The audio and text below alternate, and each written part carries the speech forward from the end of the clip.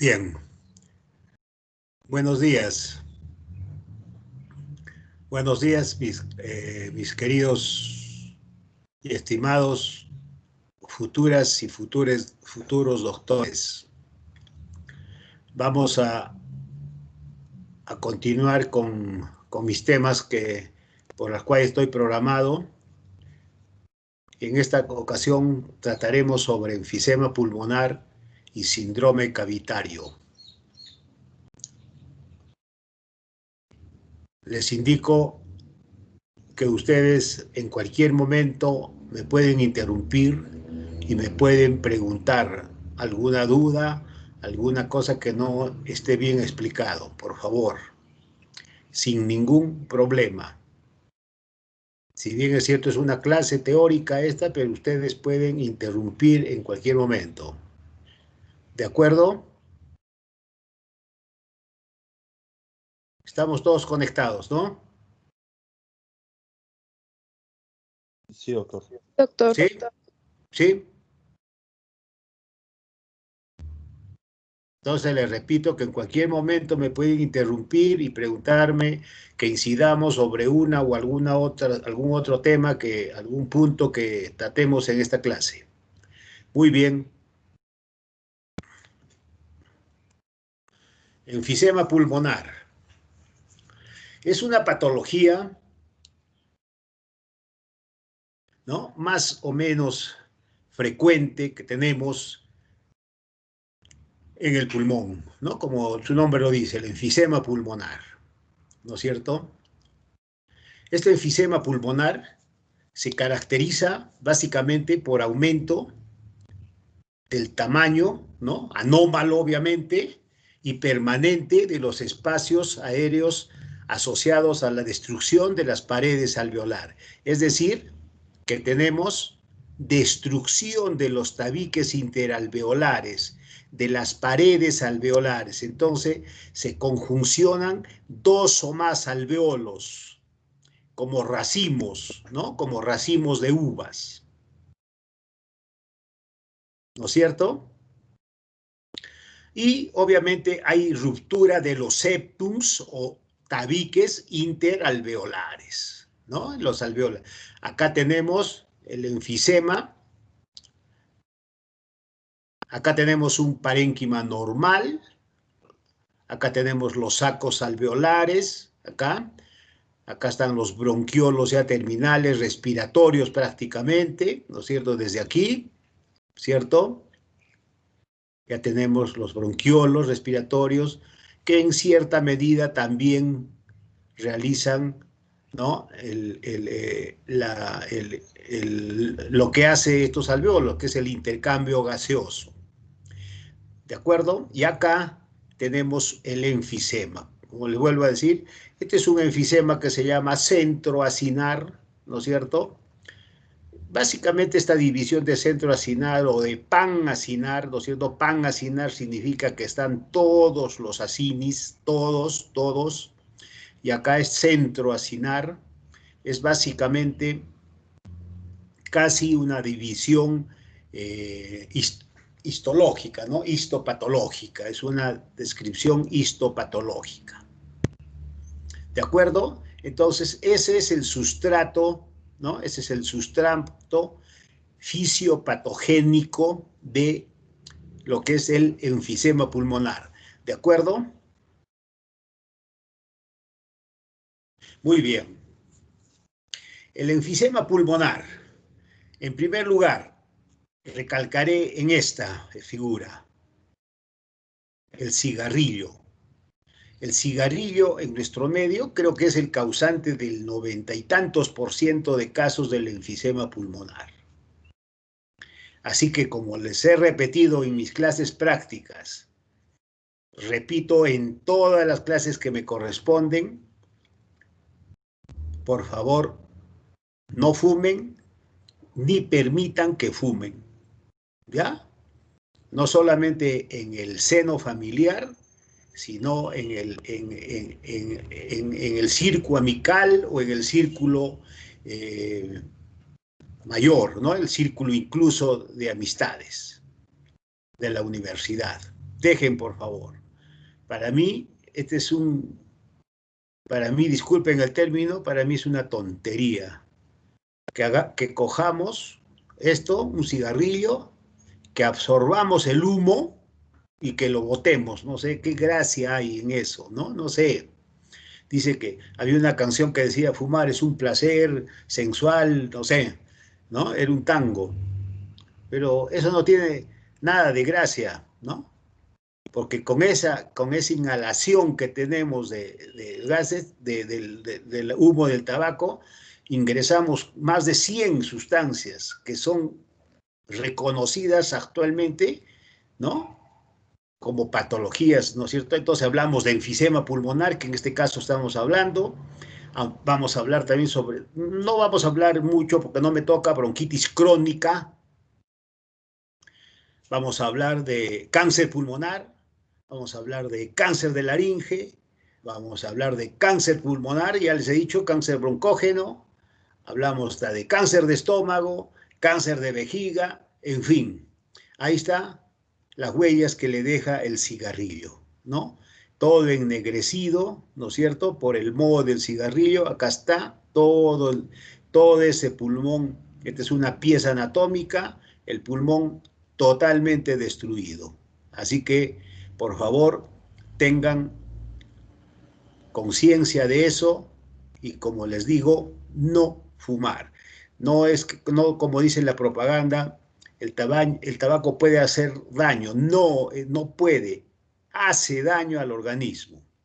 Muy bien, con esta recomendación pasamos ya a lo que es la semiología, ¿no? Semiología es el motivo de la presente clase. Como he repetido en mis grupos de práctica, por favor, sigamos esa secuencia.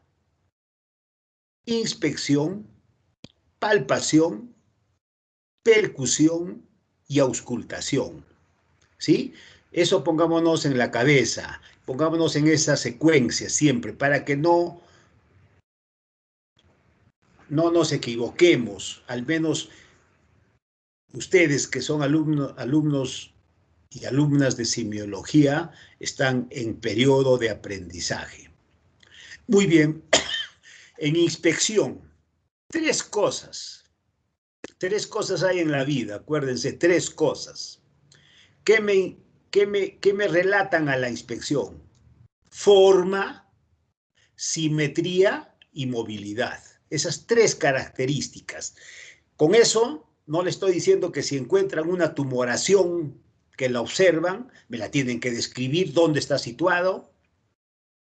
Si encuentran circulación colateral, me la tienen que describir si hay circulación, ¿no es cierto? Si hay un edema en esclavina en el cuello, edema en esclavina en el cuello, me la tienen que describir. Si hay circulación colateral en el tórax, también me tienen que describir. Si hay una lesión que sigue el dermatoma en el tórax, es una erupción vesicular, también eso corresponde a un herpes zóster, una patología más o menos frecuente.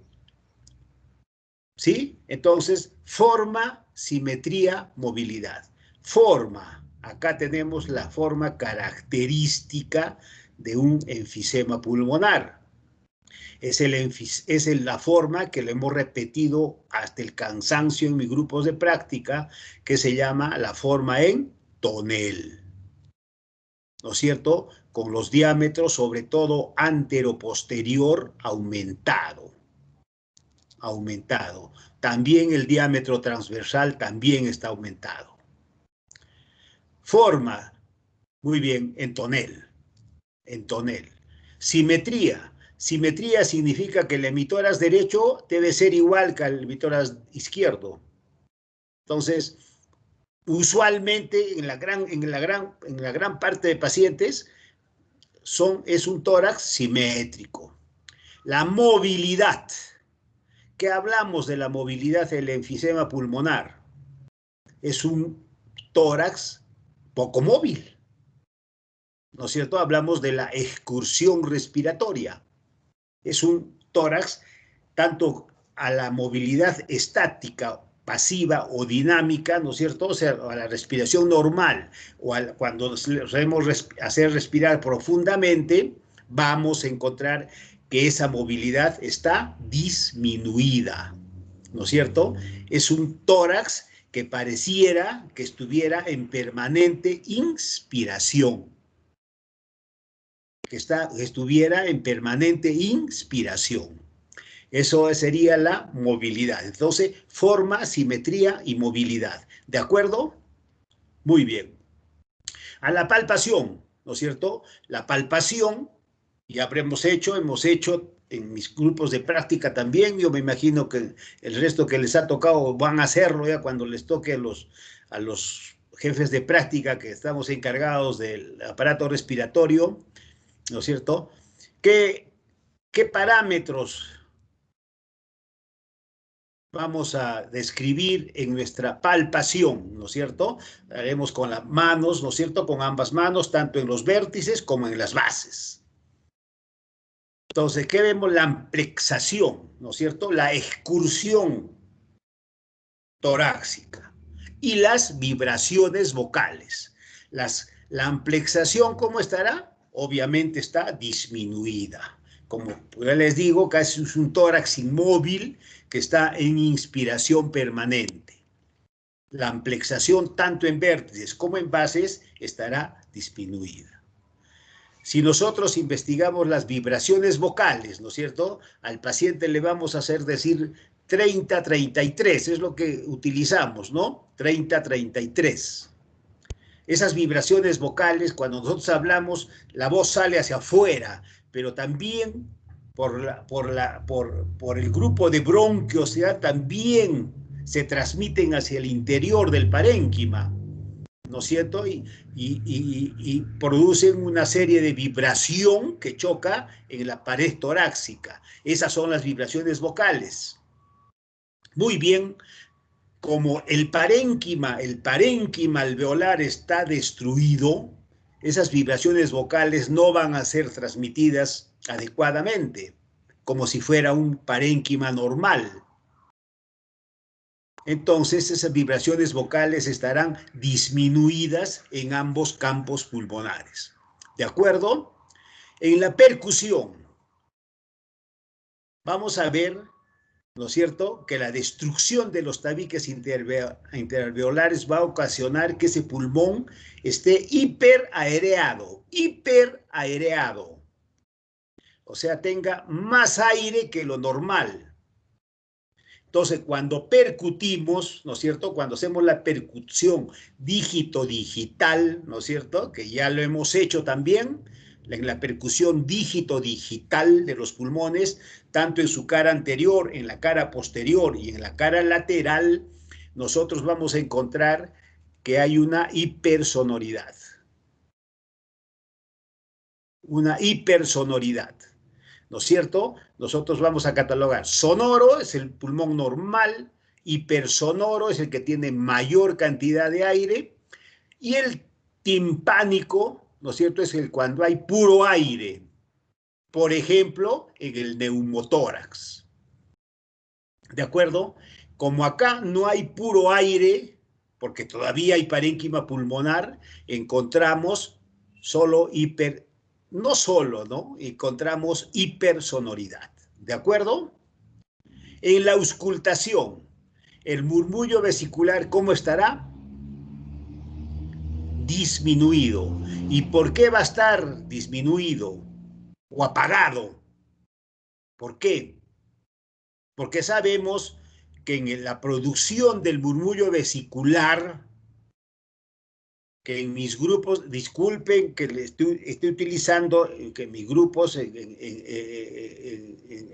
primera persona, pero estoy diciendo en mis grupos en plural, hemos escuchado, me han hecho escuchar unos bonitos audios donde se escucha el murmullo vesicular. Y el murmullo vesicular se produce, como bien lo dice, es un murmullo, se produce por la distensión, ¿no es cierto?, en la inspiración de los millones de alvéolos que tiene el pulmón. Si estos millones de alvéolos se han destruido, obviamente que el murmullo vesicular va a estar disminuido. ¿De acuerdo? Entonces, esa es la semiología esta es la semiología, el examen físico del enfisema pulmonar, ¿no? Muy bien, antes, bueno, iremos acá. Me faltarían los síntomas, no sé si... Me faltarían los síntomas, ¿no es cierto? Los síntomas, se me ha ido en las... Disculpen. Entonces, síntomas. ¿Qué síntomas creen ustedes que vamos a tener? ¿No es cierto? El paciente, de acuerdo a la cuantía del enfisema pulmonar, el paciente tendrá disnea crónica, no es disnea aguda, ¿no es cierto? Y la disnea variará de acuerdo al grado de afectación de estos alvéolos, ¿no es cierto? Cuando hay una gran afectación de los alvéolos, ¿no es cierto? Se produce incluso bulas que se llama enfisematosas subpleurales, debajo de la pleura visceral, que en algún momento pueden romperse y dar lo que se llama un neumotórax. Es una complicación más o menos frecuente del enfisema pulmonar. Entonces, en síntomas tenemos disnea. Puede haber tos, usualmente productiva o no, puede infectarse ese pulmón enfisematoso nos dará tos con esputo purulento. ¿De acuerdo? ¿No es cierto? Si hay proceso infeccioso, tendrá fiebre, ¿no? El paciente, esos son básicamente los síntomas que tiene el enfisema pulmonar. Acá queremos diferenciar, ¿no?, los dos, digamos, hábitos corporales o genotipos, ¿no?, del enfisematoso, que se le llama el soplador rosado, ¿no es cierto?, o pink puffer, ¿no es cierto?, que caracteriza mucho al enfisema. Es decir, el paciente, su hábito corporal es el leptosómico, longilíneo usualmente, ¿no? Leptosómico, longilíneo, eso es lo que siempre vemos, ¿no es cierto? Y acá siempre con su bendito cigarrillo, ¿no? Muchos pacientes se les dice, se les explica y no dejan este bendito hábito, ¿no? Entonces, si ustedes quieren, este podría ser, yéndonos a la literatura, este pudiera ser Don Quijote de la Mancha versus la bronquitis crónica, el paciente bronquítico crónico, que es, ¿no?, el azul abotagado, de naturaleza pícnica, ¿no? Pícnica, obeso, ahí lo ven, ¿no? Bajito de tamaño, obeso, y siempre con el cigarrillo, ¿no? Estos son los fenotipos del EPOC, ¿no? Estas dos patologías, bronquitis crónica y enfisema, corresponde a lo que se llama el EPOC, enfermedad pulmonar obstructiva crónica. Faltaría también un tipo de asma bronquial, Esas tres patologías conforman lo que se llama el EPOC. ¿De acuerdo? Entonces, a este paciente azul es cianótico, tiene cianótico, siempre con su cigarrillo, podríamos comparar con Sancho Panza, ¿no es cierto? Si queremos hacer similitud, yéndonos a la literatura. ¿De acuerdo? Ahí está el enfisema pulmonar, miren, ese pulmón totalmente hiperaereado. Acá tenemos los cilios con la trama broncovascular, que si hacemos un esfuercito, miramos que no llega hasta la periferia, pero sí llega casi hasta los 2/3, ¿no? El enfisema. Acá está enfisematoso, es un pulmón hiperaereado. Miren el corazón, casi tiene una forma de una gota, ¿no es cierto? Miren la silueta cardíaca, ¿no? Estos diafragmas están casi planos, miren, planos, ¿no es cierto? Planos e inmóviles. Ustedes van a ver que siempre están en ese estado. Los espacios intercostales van a estar abiertos, ¿no? Y, les vuelvo a repetir, hiperaereados. Acá está la tráquea central, ¿no? La ramificación bronquioprincipal derecho, que lo vemos, el izquierdo no lo vemos mucho. No se olviden, la trama broncovascular. Muy bien, acá tenemos otro igual, ¿no? Esta es una dama. Acá está la imagen de las mamas, es una dama, ¿no? Importante acá los senos costodiafragmáticos, costofrénicos, libres, no hay derrame pleural, ¿no? Igualito, acá esta rayita acá aparece entre las cisuras de los lóbulos, ¿no? Pudiera ser una cisuritis o una atelectasia laminar, así se le conoce.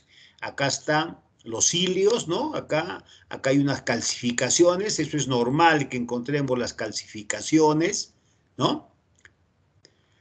Y acá tenemos otra, ¿no? Otra también de una dama, ¿no es cierto? Con un pulmón no tan hiperareado como este, pero también hiperareado, con el pulmón o con el corazón, la silueta cardíaca, casi como un botellón, ¿no? Así que estuviéramos agarrando y está cayendo, con las mismas características que les he dicho. Muy bien. Eso es entonces el enfisema pulmonar. Si tuvieran alguna pregunta, con todo gusto yo les resuelvo si desean. Doctor, yo tengo una pregunta. Ya, con todo gusto. ¿Al examen físico se va a poder observar el signo de Hoover en los pacientes con enfisema? Hay un signo de Hoover, signo de Titter, hay bastantes signos que se añaden. ¿Sí? Sí, puede ser. Puede ser. Puede ser. ¿Satisfecha tu pregunta, tu inquietud? Sí, doctor, gracias. ¿No? ¿De qué? ¿Alguien más?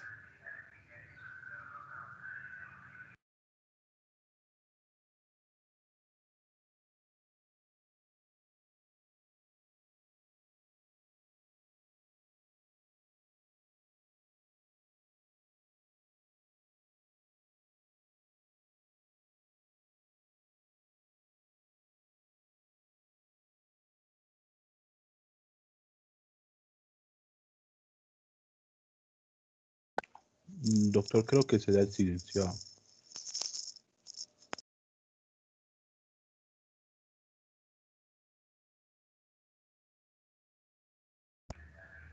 Ahora sí, ¿no? Ahora sí, doctor. Ya, listo. Por favor, me avisan, ya me avisan. Si ocurriera cualquier cosa, me avisan. Muy bien, ¿alguna otra pregunta? Si no lo tuvieran, bien. Creo que ha quedado, ¿no? Lo que es el diagnóstico, ¿no es cierto? El antecedente en síndrome enfisematoso, fumador, ¿no es cierto? Fumador con tosecita, ¿no es cierto? Siempre tiene la tos del fumador que tiene permanentemente, usualmente seca, puede ser productiva y que poco a poco va siendo disnea, ¿no es cierto? Y al examen físico encontramos las características que son las características semiológicas que son muy propias del enfisema pulmonar.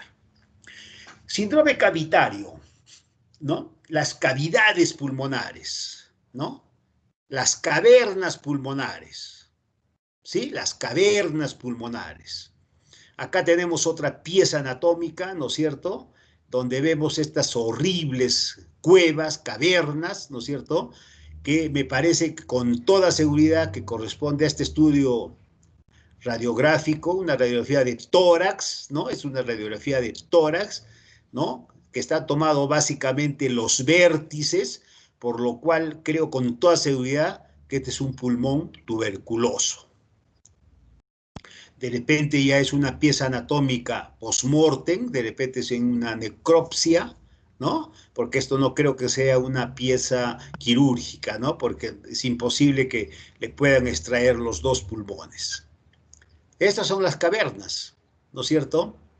Entonces, clásicamente, vamos a hablar ahora sí, clásicamente, algo de historia, clásicamente, y les voy a hablar de historia porque recuerden que en la semana pasada, cuando hicimos la faringoamigdalitis diftérica, recuerden que les dije que hacía mucho tiempo que no veíamos, y efectivamente hace unos días salió por las noticias de que en la Victoria habían descubierto después de 20 años una faringoamigdalitis diftérica, con esas placas horribles que les he presentado, que les he mostrado y se les he dado las diapositivas a Diego Recoba para que si quieren se los compartan, ¿no? Y que lamentablemente la niña, a pesar de estar en un instituto muy especializado de pediatría, ha fallecido, ¿no? Les dije, igual vamos a hablar ahora de tuberculosis. El problema es que ahora en esta epidemia, entre otros los males que ha hecho la epidemia de la COVID, ha hecho que nos olvidemos de muchas enfermedades, ¿no? Nos hemos olvidado quizás de inmunizar a los niños porque todo, digamos, todo el aparato de salud, todos los proveedores de salud en nuestra patria han estado enfocados en tratar la COVID y hemos dejado de lado. Entonces ahora vamos a tratar de que recuerden lo que es la tuberculosis, que es una enfermedad prevalente en el mundo. Anoche o en la mañana estaba escuchando que la OMS recomienda que no nos descuidemos de esto, que calcula que para este año va a haber unos 400,000 infectados a nivel mundial. Entonces, no nos olvidemos, la tuberculosis pulmonar es una enfermedad que ha acompañado al hombre desde cuando es hombre, cuando es humano, cuando es ser humano.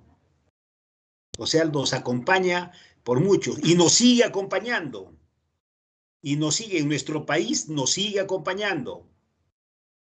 Ya no con la cantidad de casos, por ejemplo, que hubo en el siglo XIX o también en el siglo XX, ¿no? A comienzos del siglo XX. Pero seguimos. Y lo peor es que estamos ahora ante una tuberculosis que se llama multidrogo resistente. Es decir, que este BK, este Mycobacterium tuberculosis, se ha vuelto resistente a las drogas de primera línea, incluso a los de segunda línea. Ustedes saben que las drogas de primera línea, les voy a hacer recordar, que son INH, ¿no? Isoniazida, que es la reina de los tuberculostáticos, isoniazida, rifampicina, etambutol, piracinamide. Esos son las drogas con las cuales iniciamos el tratamiento de una tuberculosis confirmada bacteriológicamente. Isoniazida, etambutol, rifampicina, piracinamida. Hay otro grupo, ¿no? de segunda línea, digamos, ¿no? Letionamida, el ciprofloxacino. Este tuberculosis multidrogo resistente también es resistente a eso. Entonces, cuando nos llega realmente, nos aterroriza, porque decimos, si nos agarra uno de un BK multidrogo resistencia a Dios, estamos fritos. ¿De acuerdo? Entonces, por eso quiero hacerles recordar, para que lo tengan presente, porque si no lo van a tener presente, se van a olvidar, y no es conveniente que se olviden, porque gran parte de ustedes van a seguir trabajando en el Perú, en Arequipa, en Lima. No sé dónde los enviará la vida, pero acá hay. Y entonces hay tuberculosis pulmonar. No se olviden que la tuberculosis, como les digo, acompaña al hombre desde que es hombre, ¿no? No se olviden que Hipócrates, ¿no? El padre de la medicina, ¿no? Él crea esa palabra, la tisis, que significa consunción, tisis. De ahí derivó hemoptisis, ¿no es cierto? O sea, la expulsión de sangre proveniente de los aparatos respiratorios.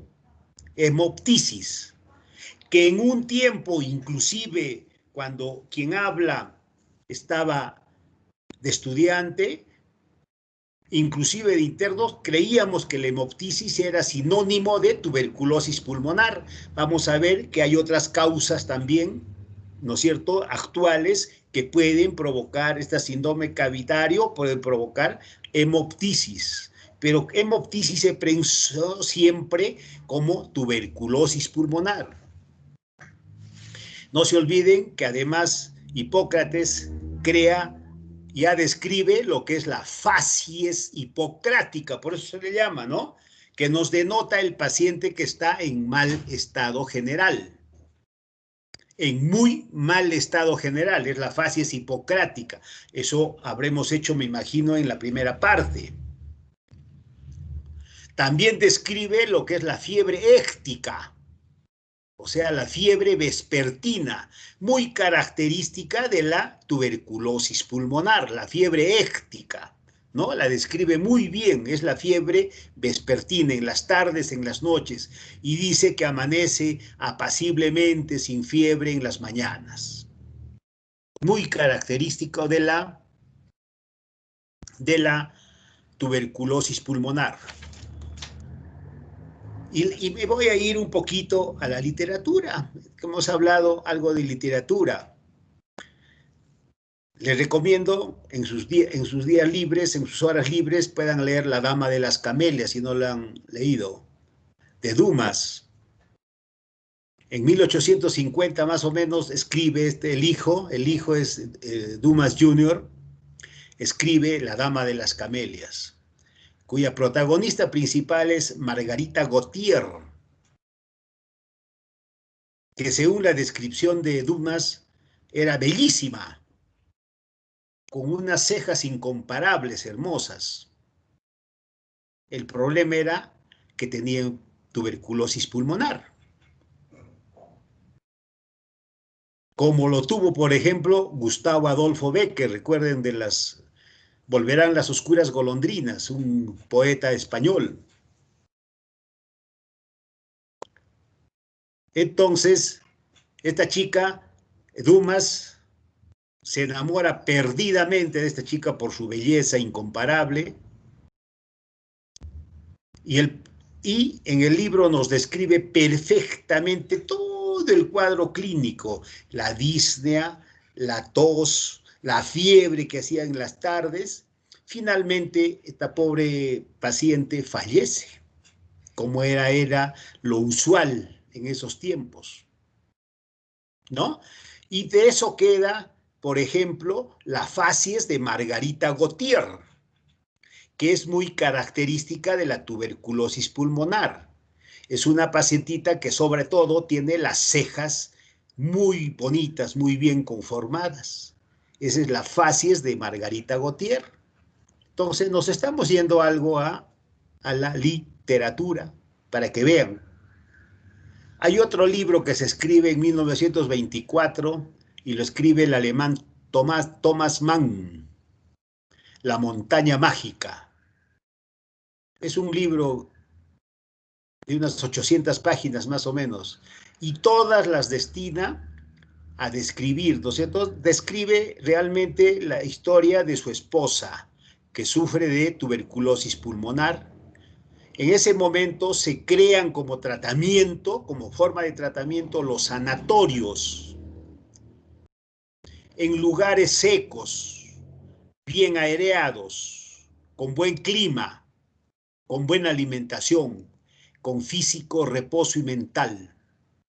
Eso se crearon los sanatorios, ¿no? Y ese sanatorio actualmente queda en la ciudad de Davos, en Suiza, ¿no? Que más o menos tiene una altura de 1800, 1900 metros, ¿no? Es un bonito clima. y nos relata toda la historia de todos los pacientes que están ahí, ¿no? Como les digo, ahí están con reposo físico y mental, abundante comida, creo que les daban 6 veces alimentación en el día, ¿no? Y en el Perú, nosotros también, en Jauja, que al parecer llega creo que a los 2.000 o 2.500 metros, también con un clima, digamos, de las mismas características de las que he dicho del sanatorio de Davos, también se crea un sanatorio que se llama, era el sanatorio Ola Begoya, ¿no? Que era un hacendado que obsequió esa parte donde actualmente ahí, no sé si seguirá siendo hospital, no lo he conocido. Entonces, era un sanatorio en Jauja que era muy reconocido mundialmente, mucha gente iba ahí, ¿no? A tratarse, ¿no? A tratarse, entre comillas, de la tuberculosis pulmonar. No se olviden que en 1921 Waxman, ¿no? Descubre la streptomicina, que es uno de los primeros tratamientos que se comienza.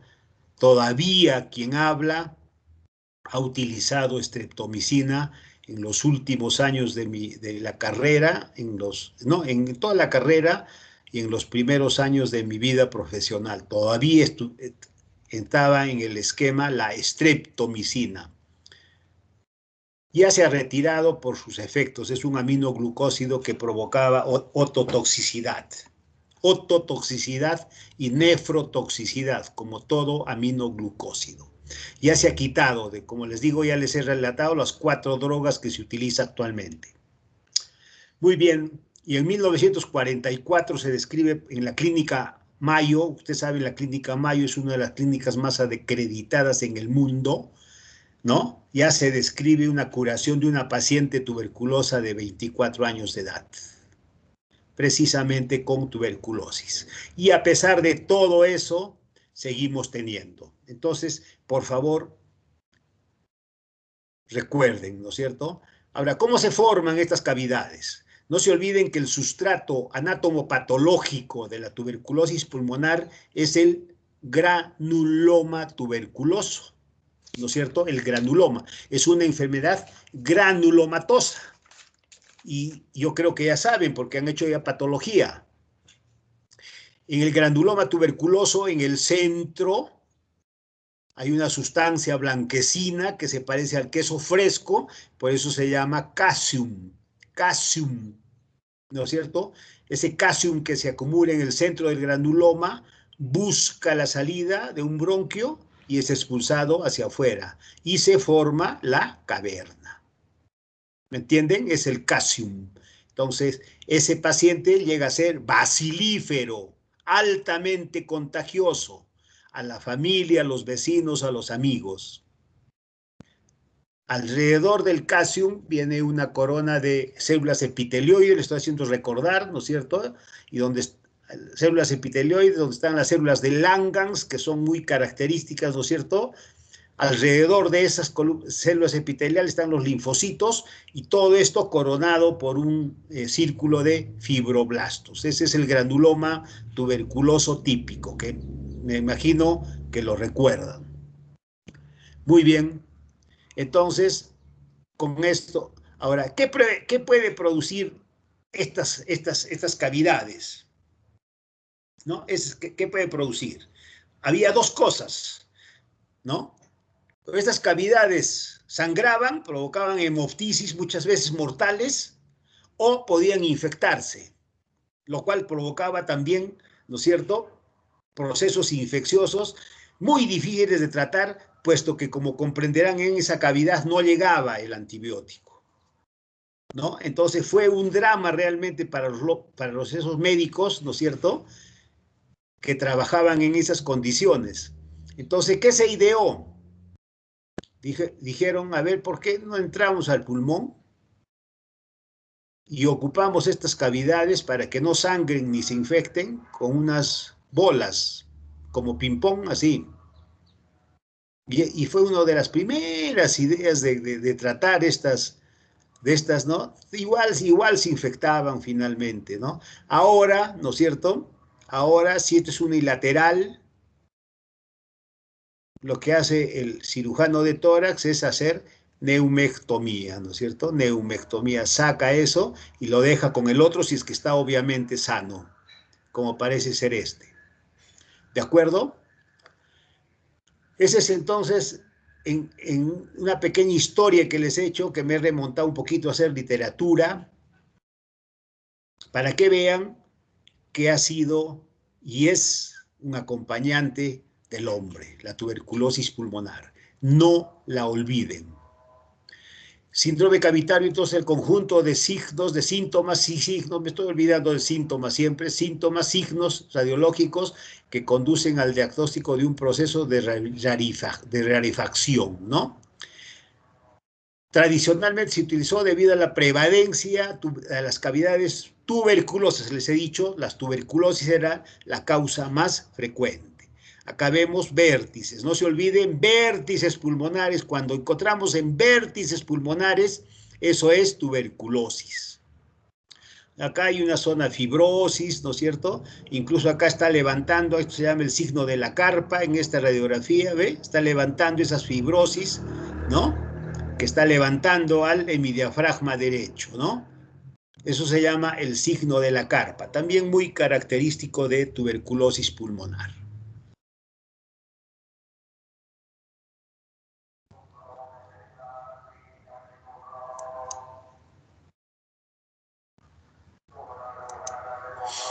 Muy bien. Síndrome cavitario. Las otras causas. Como les he dicho, hay otras causas, ¿no es cierto? Y hablamos siempre de enfermedades granulomatosas, ¿no? Ya hemos hablado de tuberculosis, ya no nos vamos a referir, nos vamos a referir al resto de enfermedades de tipo granulomatoso, como es la granulomatosis de Wegener, es una vasculitis, es una una enfermedad autoinmune. En mi vida profesional habré visto 3 o 4 veces de granulomatosis. Si ustedes revisan un libro de medicina interna de los primeros que hubo, ya describían, ¿no? Como granuloma letal de la línea media, básicamente esos granulomas en la faringe. Después, por los años 70 del siglo pasado, hay un médico, me parece que ya no existe, mexicano,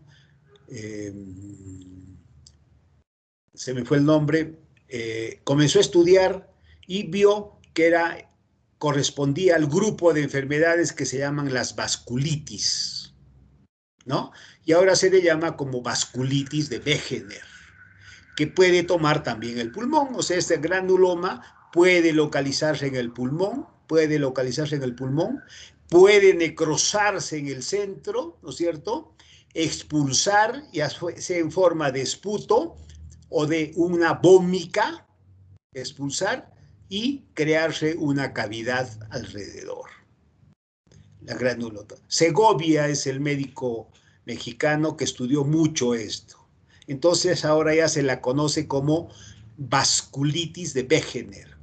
Forma parte del gran grupo ¿no? de vasculitis. La primera que quien habla escuchó fue lo que era la periarteritis nodosa o paniculitis, ¿no? Paniculitis nodosa, periarteritis nodosa, fue una de las primeras vasculitis. Ahora hay muchas, ¿no es cierto? Incluso la arteritis de Takayasu, ¿no es cierto? Que es la enfermedad, vasculopatía, es la enfermedad que se conoce sin pulso, ¿no? La vasculitis la arteritis de Takayasu. La tuberculosis nos hemos referido ampliamente, la sarcoidosis como una enfermedad también cuya característica es el granuloma, con la misma, ¿no es cierto? El granuloma puede estar en el pulmón, igual se necrosa en el centro, ¿no es cierto? Se expulsa y se forma la cavidad. El carcinoma, ¿no es cierto? El carcinoma, que tiene que necrosarse igual, ¿no es cierto? Si no se necrosa, no va a dar cavidad. Se necrosa en el centro, el carcinoma broncogénico, igualito, ¿no es cierto? Se expulsa como esputo purulento o como una vómica purulenta y va a dar lo que se llama las cavidades neoplásicas, que no necesariamente van a estar presentes en los vértices pulmonares. Infecciosas, ¿no es cierto? El absceso pulmonar, ¿no es cierto? El absceso pulmonar, hay neumonías que tienden a abscedarse, o sea, síndromes de condensación que ya lo han visto en las clases con la doctora Olenka, ¿no? Pueden necrosarse. Una de ellas es la neumonía producida por Klebsiella pneumoniae. Esas tienden mucho en adultos a abscedarse. Se ha visto algunas, ¿no? Igualito ese absceso pulmonar, y en niños es el estafilococo. En niños puede provocar neumonías abscedadas, ¿no? Entonces, pueden vomicarse, ¿no? O el absceso y quedar una cavidad ahí en el centro. Las micosis también, ¿no es cierto? Las micosis, la blastomicosis, la aspergilosis, todas esas, también su sustrato anatomopatológico es el granuloma micótico, igualito con las mismas características de lo que estamos tratando hasta el momento. El quiste hidatídico, hidatidosis pulmonar, que lo he visto mucho, paciente, he visto mucho y no he dejado de ver. Como saben muy bien, la hidatidosis pulmonar es una zoonosis, ¿no es cierto?, que en donde la enfermedad la compartimos nosotros con los rumiantes, ¿no es cierto?, carneros, vaquitas, llamas, alpacas, ¿no es cierto?, y cuyo huésped definitivo es nuestro perrito. Entonces el perrito es el centro que contagia al hombre y contagia a los rumiantes. Entonces, créanme que cuando joven, el antecedente epidemiológico, ¿de dónde venía? De zona altamente ganadera. ¿Y cuál es zona altamente ganadera en la región sur? Puno, Cusco, Apurímac. Más Puno, Cusco. Entonces casi todos los pacientes venían de ahí, de esa zona, ¿no? Era una imagen así, similar a esta, no podría decirle si es un quiste hidatídico. Usualmente el quiste es más de bordes regulares, esto parece más bien un cáncer, ¿qué dice? Absceso, no, es primario, ¿no? Pero no es un quiste hidatídico, hubiese querido mostrarles, ¿no? Entonces, este quiste hidatídico puede vomicarse, ¿no es cierto?, hacia afuera, ¿no es cierto?, la vómica, que es característica de la hidatidosis pulmonar, ¿no es cierto? Es un líquido saladito que incluso puede venir con las membranas del quiste o con los hidátides que están ahí sobrenadando, ¿no? Eso puede vomicarse e infectarse y puede dar una cavidad.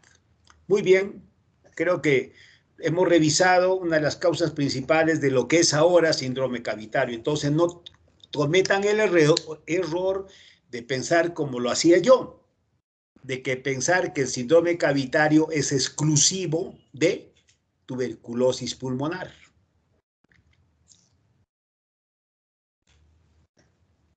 Muy bien, acá tenemos, miren, esa pieza anatómica horrible, un absceso horrible, ¿no?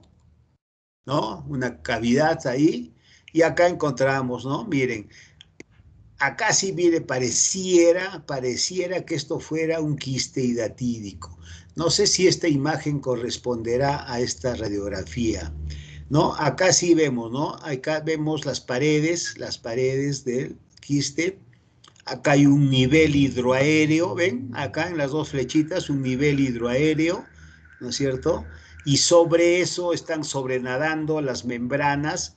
Eso se llama en radiología, en imagenología, signo del camalote.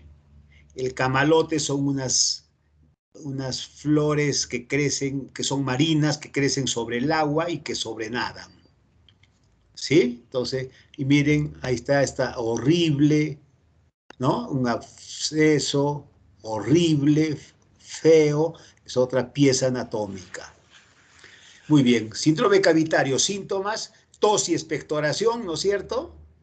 Los esputos numulares, o sea, como monedas, numulares significa como moneda, se describe características de la tuberculosis.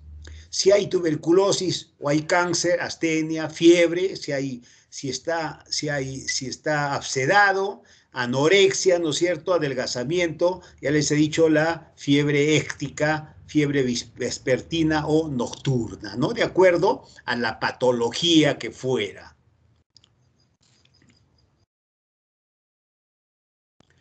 En los signos, entre los signos,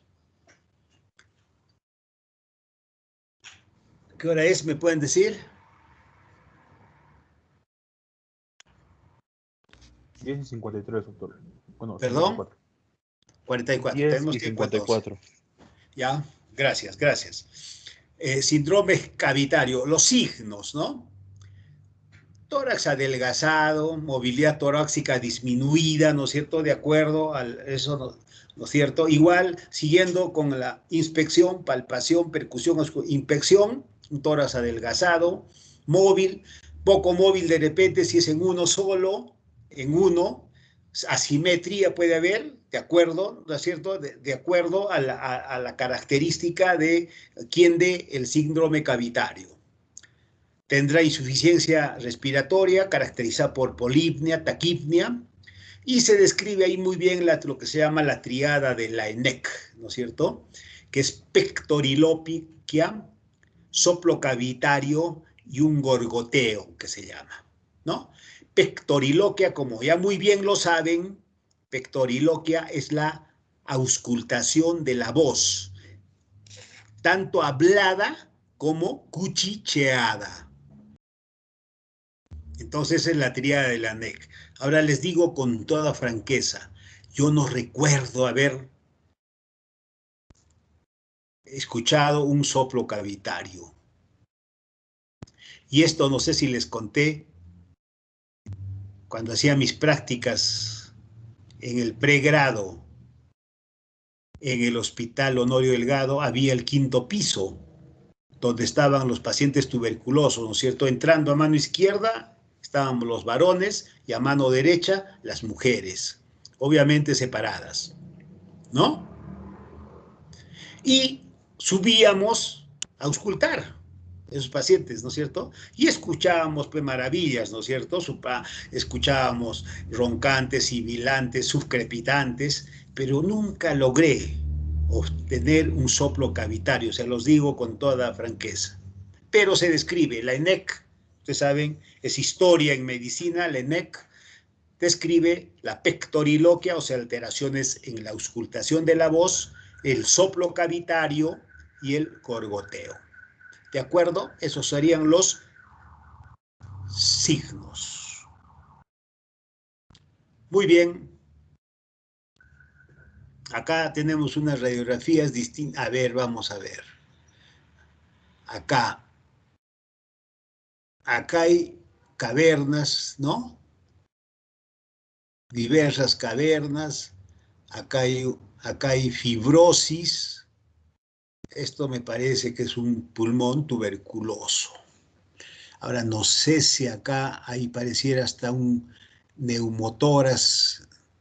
No, pero hay trama broncovascular que no pareciera, me parece que está circunscrito acá, pareciera que hubiera una cavidad grande. Acá hay fibrosis pulmonar, ¿no? Es un pulmón tomado, es patológico completamente. Acá miren, qué interesante, miren, acá hay un nivel hidroaéreo, ¿no? Y acá arriba hay puro aire, acá no hay trama broncovascular. Y hacia abajo hay líquido aún. Esto puede ser muy bien un quiste parcialmente vomitado, un quiste grande, ¿no? Un quiste hidatídico. Habría que ver la historia clínica del paciente. No se olviden que cuando ustedes revisen una radiografía de tórax, revisen un estudio histopatológico o revisen un análisis, tenemos que hacer correlación clínica, en este caso clínica radiológica, ¿ya? Clínico radiológico. Entonces miren ese nivel hidroaéreo. O sea que esto se ha vomitado a través de acá, se ha vomitado, ha quedado algo de líquido, pero gran parte es aire, ¿no? Casi una cavidad. Muy importante ese nivel hidroaéreo, ¿no es cierto? Como un vaso de agua, que lo sirven hasta la mitad. Arriba tiene que estar localizado el aire, porque ya ha entrado aire acá, ¿no es cierto? O sea, las presiones se han equilibrado tanto de acá como la presión atmosférica, y hacia abajo está el líquido. No sé si me están entendiendo. Eso es el nivel hidroaéreo. Cuando vemos esto en una radiografía de abdomen en un paciente de pie, este nivel hidroaéreo es sinónimo de obstrucción intestinal. Disculpen que me esté metiendo y que me disculpen los gastroenterólogos, pero es así, en similitud, el nivel hidroaéreo. ¿De acuerdo? Acá, miren, acá también parece un quiste diatídico, parece, y que se ha vomitado poquito, acá, poquito, más está de líquido, lleno de líquido. Acá me parece, no es la misma, acá también, acá se está formando una cavidad, y esta es una tomografía, esta es una imagen tomográfica, donde tienen la cavidad y una condensación pericavitaria, ¿no? Acá chiquita, acá hay una cavidad pequeñita, ¿no es cierto? ¿No? Esto es trama broncovascular, me parece, no me parece que revista patología, y esta es la imagen de acá, y esta es la imagen de aquí. O sea, esta es la radiografía de tórax y esta es su tomografía, o su TEM, tomografía espiral multicorte. Y esta es su radiografía, la que está señalándose con ese punterito amarillo, y esta es su imagen tomográfico. Para que sepan que cuando tengamos patología pulmonar respiratoria, primero les sugiero empiecen con una radiografía de tórax. Si lo ven por emergencia, la radiografía de tórax va a estar a los 5 minutos. Si le piden tomografía, de acuerdo al tomógrafo, si está ocupado o no está ocupado, esa tomografía les va a llegar a las 2, 3, 4, 5 horas, de acuerdo, ¿no?, a la disponibilidad de tiempo. Mientras tanto, ya tienen ustedes una radiografía de tórax. No la soslayemos el valor que tiene la radiografía de tórax. Acá, miren, fíjese, en mi diafragma izquierdo y hacia abajo, cámara gástrica. Acá, en mi diafragma derecho y hacia abajo, ¿no?, el hígado. Eso van a saber diferenciar. Esto es lado derecho y hacia el lado izquierdo. Acá está la punta del corazón apuntado al lado izquierdo. Muy bien, hemos aprovechado para incluso revisar algo de imagenología. No soy imagenólogo, pero sí hemos visto muchas imágenes características. Muy bien. Ahora sí, cualquier pregunta, con todo gusto, cualquier comentario, cualquier duda, háganlo con toda confianza, por favor.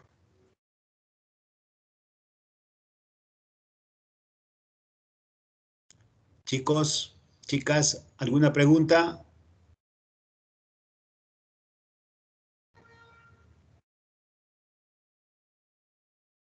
Hey. ¿Me escuchan? Doctor, A ver.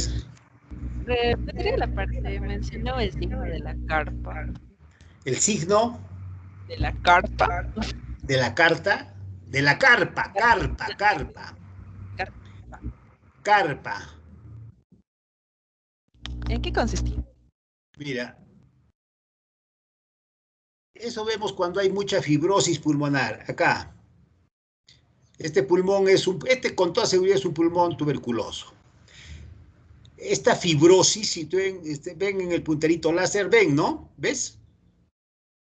La fibrosis pleural que ocasiona, porque el pulmón es fibrótico. El pulmón tiene un comportamiento igual que el cáncer. ¿Qué hace el pulmón? Obstruye, dilata, estenosa, fibrosa. El cáncer hace igual.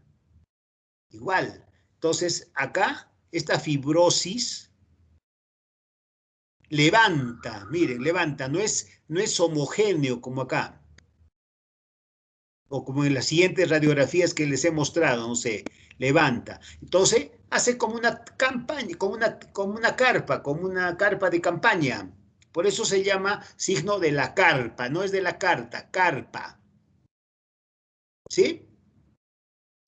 Sí, sí, doctor. Ya. Muy característico obviamente se ve en los hemidiafragmas, ¿no? Que lo va levantando a la pleura, digamos, a la pleura parietal. O sea, la pleura visceral la levanta la pleura parietal